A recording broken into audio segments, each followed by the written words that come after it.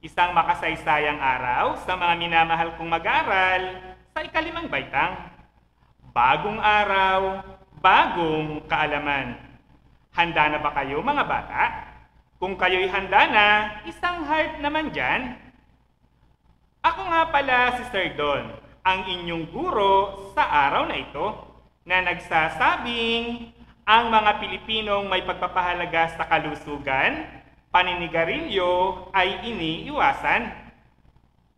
Ang ating aralin ngayong araw na ito ay mula sa pinakamahalagang kasanayang pampagkatuto, ang nasusuri ang epekto ng mga patakarang kolonyal na ipinatupad ng Espanya sa bansa.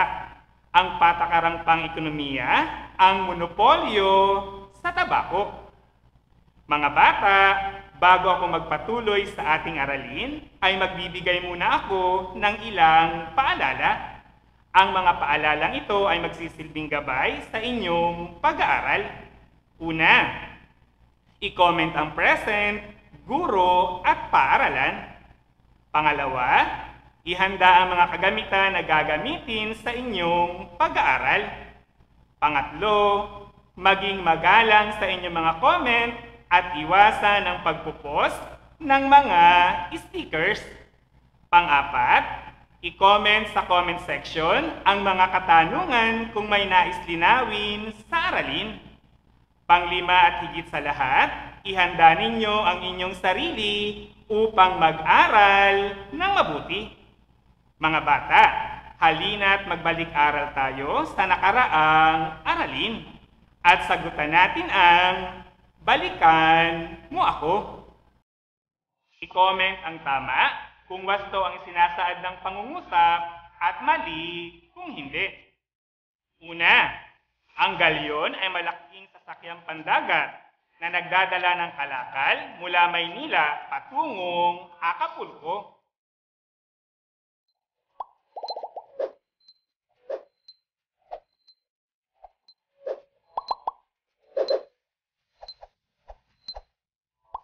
Tama.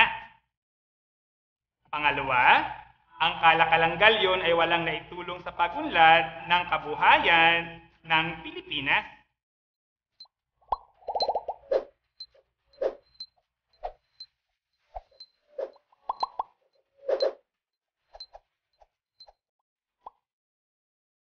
Mali. Pangatlo, sa kalakalang galyon, nakilala ang husay ng mga katutubong Pilipino sa paggawa ng barko. Tama o mali?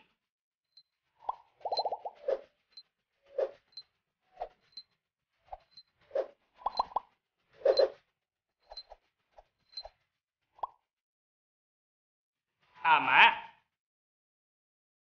Pang-apat, ang mga katutubong Pilipino ay maaaring makilahok sa pakikipagkalakalan. Tama o mali?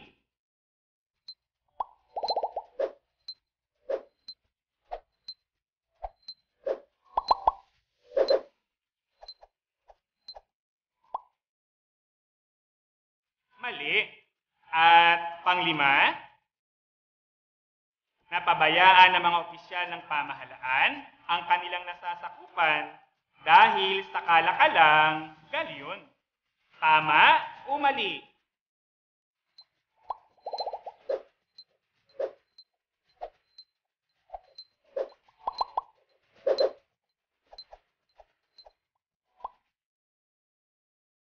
Tama. Mga bata, maraming salamat sa inyong pakikiisa sa ating gawain. Tamang lahat ang inyong mga kasagutan. Palakpakan ninyo ang inyong mga sarili. Mga bata, ngayon naman ay sagutan natin ang isa pang gawaing aking inihanda, ang tukuyin mo ako. Ang mga salitang inyong matutukoy ay may kaugnayan sa ating aralin ngayong umaga. Mayroon din kayong 20 segundo upang tukuyin o buuin ang mga ito. Tara at simulan na natin. Tukuyin ang mga letra sa kahon sa pamamagitan ng unang titik ng larawan. Una, may manok, may oso, may nyog, may orasan, may payong, may okra, may luya, may yoyo, may obispo. Ano kaya ito?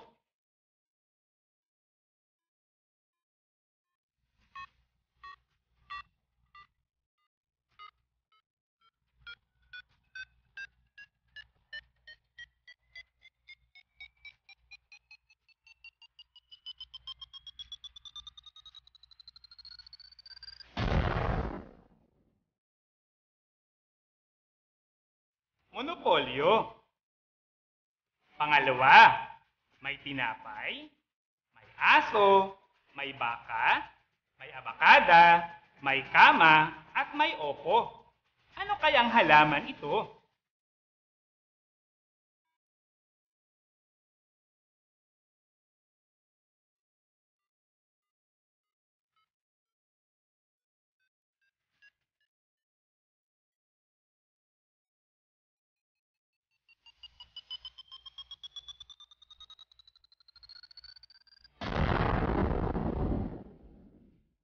Tabako. Pangatlo, may sinigang, may isda, may gulay, may aso, may ruler, may ibon, may luya, may yoyo, at may oso. Ano kaya ito?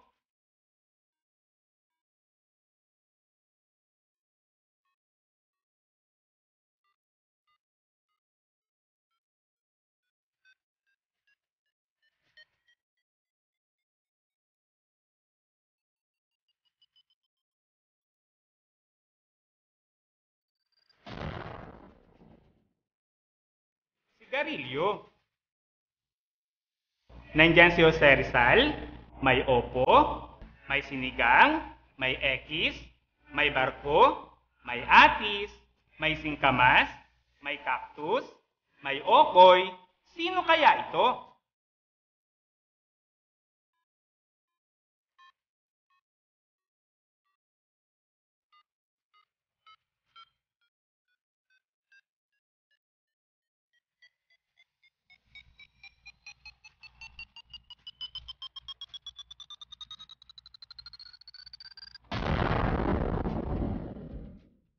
Jose Basco. At panglima, may ibon, may luya, may okoy, may cactus, may opo, may sinigang. Saang lugar kaya ito?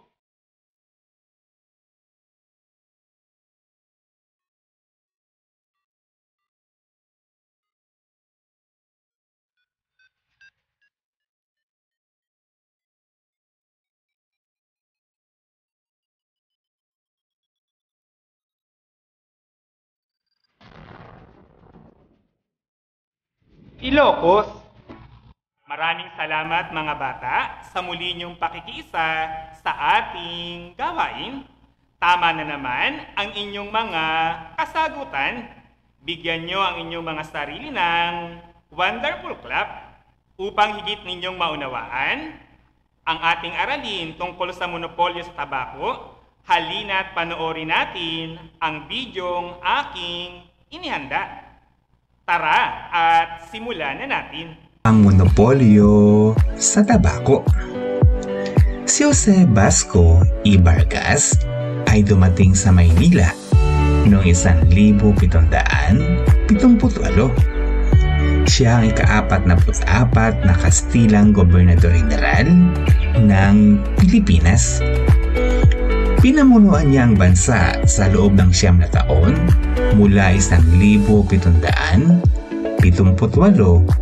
hanggang 1787.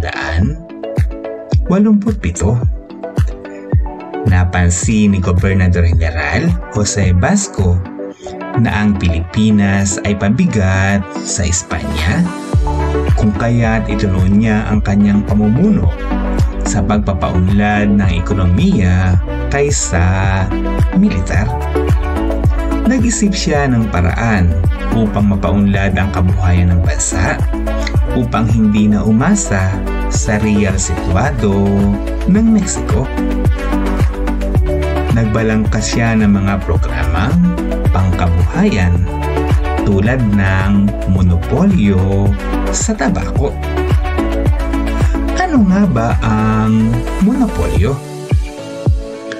Monopolyo ang tawag sa mga produkto o kalakal na eksklusibong pag-aari ng isang tao o grupo. Samantalang ang tabako naman ay halaman na ginagamit sa paggawa ng sigarilyo. Ang monopolyo sa tabako ay ang patakarang pang-ekonomiya na itinatag noong ika-1 ng Nobyembre 1782. Solong pinatatakbo ng pamahalaan ang pagtatanim, pag-aani, paggawa at pagbebenta. Ano nga ba ang layunin ng monopolyo sa tabako? Madagdagan ang kita ng pamahalaan, makapagsarili at nang hindi na umasa sa tulong na salapi mula sa Mexico. Ang mga lugar na pinagtaniman ng tabako ay Abra, Cagayan, Isabela, La Union, Ilocos Norte, Ilocos Sur, Nueva Ecija at Marinduque. Nagpatupad ang iba't ibang alituntunin na dapat sundin ng mga magsasaka ng tabako ang pamahalaan, tulad ng ang bawat mag-anak ay maaari magtanim ng 40,000 ng tabako sa isang taon at ang pamahalaan lamang ang maaaring bumili nito. Kapag nasalanta ang mga pananim, ay pagmumultahin ang mga magsasaka.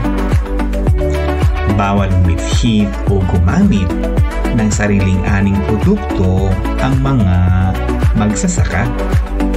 Ano naman kaya ang naging epekto ng monopolyo sa tabako? Unahin natin ang mabuting epekto ng monopolyo sa tabako. Una, lumaki ang kita ng pamahalaan. Pangalawa, nahikayat ang mga magsasaka na magtanim. Pangatlo, ang Pilipinas ay naging pangunahing pinagkukunan ng tabako sa buong daigdig. Pang-apat, naging tanyag ang tabakong Pilipino o tabakong Maynila. Pang-lima, ang pamahalaan ay nakapagpagawa ng kalsada, gusali, tulay, at nakapaglagay ng karagdagang ilaw sa mga bayan. Ngayon naman ay alamin natin ang di mabuting epekto ng monopolyo sa tabako. Una, nagdulot ng kakulangan sa pagkain. Pangalawa, nagpahirap sa mga magsasaka. Pangatlo, hindi nalinang ang kalayaan sa pagtatanim ng iba pang produkto, lalo na sa mga lugar na kung saan ito lamang ang ipinatatanim. Pang-apat, ang mga pinunong na mahala ay umabuso sa kanilang mga tungkulin. Pang-lima, ang mga magsasakang napinsalaan ng pananim ay hindi lang pinagmumulta, binabawian din ng lupa. Noong Hunyo 1881, iniutos ni Haring Alfonso XII na alisin na ang monopolyo sa tabako. Kaya noong Hunyo 1882, ang kautusan ni Haring Alfonso XII ay pinatupad at tuluyang inalis ang monopolyo sa tabako ni Gobernador General Fernando Primo de Rivera. Ang mga mamamayan ng Ilocos ay nagtayo ng isang monumento bilang tanda ng pagtatapos ng kahirapang dinanas ng mga Ilocano at iba pang katutubo dulot ng mapang-abusong monopolyo sa tabako. Ito ay matatagpuan sa Lawag City, Ilocos Norte. Samantala, noong 1883, itinatag ang La Insular Cigar and Cigarette Factory sa Binondo, Manila.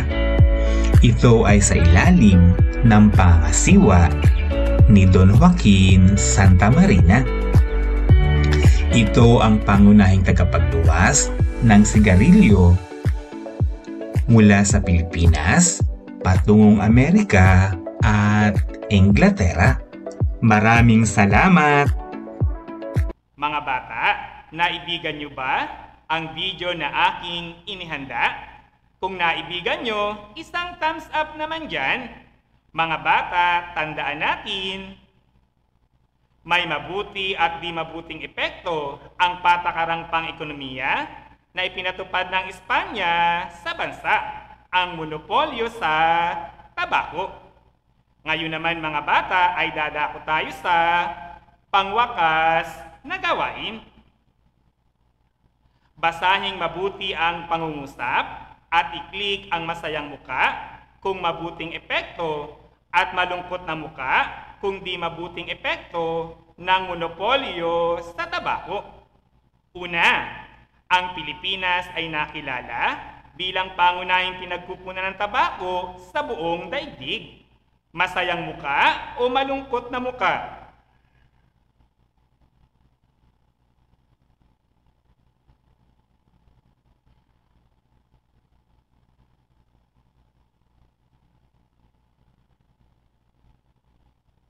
Masayang muka. Pangalawa, ang monopolyo sa tabako ay nagdulot ng pahirap sa mga magsasaka.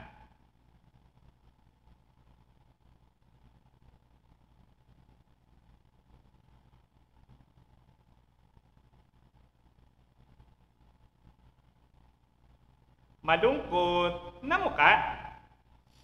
Pangatlo, ang pamahalaan ay nakapagpagawa ng kalsada, gusali, tulay, at iba pang infrastruktura.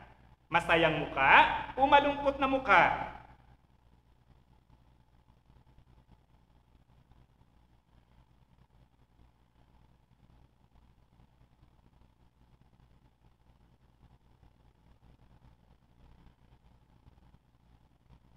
Masayang muka. Pang-apat, nagkaroon ng kakulangan sa pagkain, lalo na sa mga lugar na tabako lamang ang itinatanim. Masayang muka o malungkot na muka?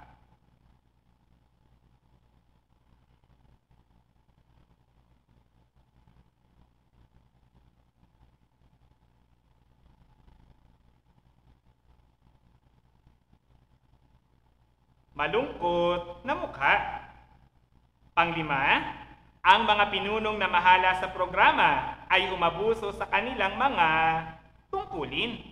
Masayang mukha o malungkot na mukha?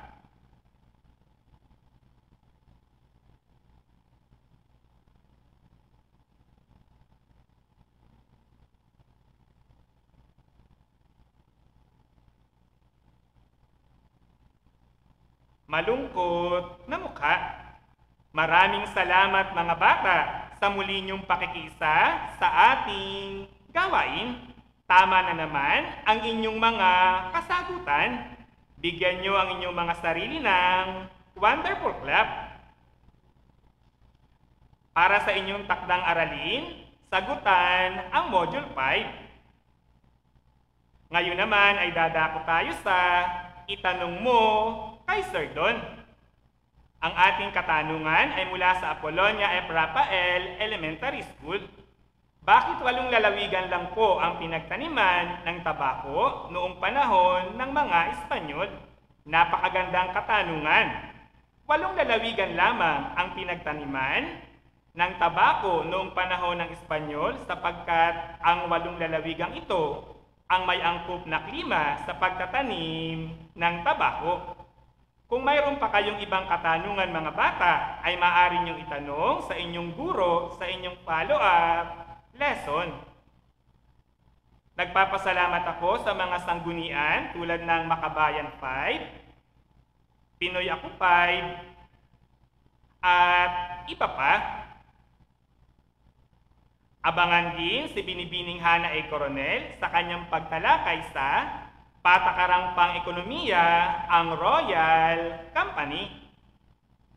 Mga bata, ang lagi ninyong tatandaan, sa araling panlipunan, bida ang kabataan dahil kayo ang pag-asa ng bayan. Maraming salamat at mabuhay.